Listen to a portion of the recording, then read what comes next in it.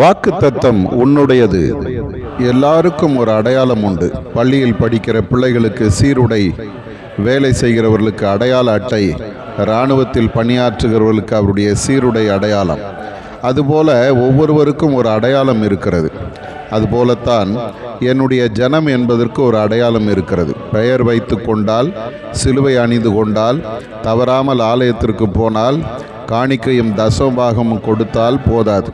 அதற்கு மேலாக நீ என்னுடைய ஜனம் என்பதற்கு நான் கொடுத்த வேதம் உன் வாயில் இருக்க வேண்டும், உன்னுடைய பேச்சிலே வெளிப்பட வேண்டும், உன் செயலிலே அது உறுதிப்படுத்தப்பட வேண்டும்.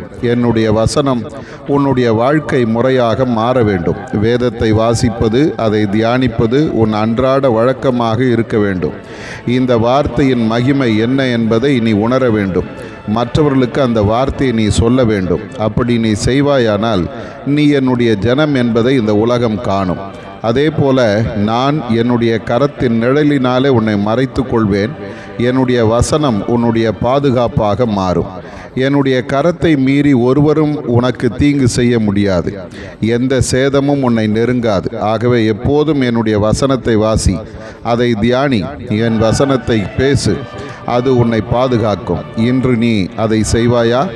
ஆதார வசனம், நீ என் ஜனம் என்று சொல்வதற்கு நான் என் வார்த்தையை உன் வாயிலே அருளி என் கரத்தின் நிழலினாலே உன்னை மறைக்கிறேன். ஏசாயா 51:16.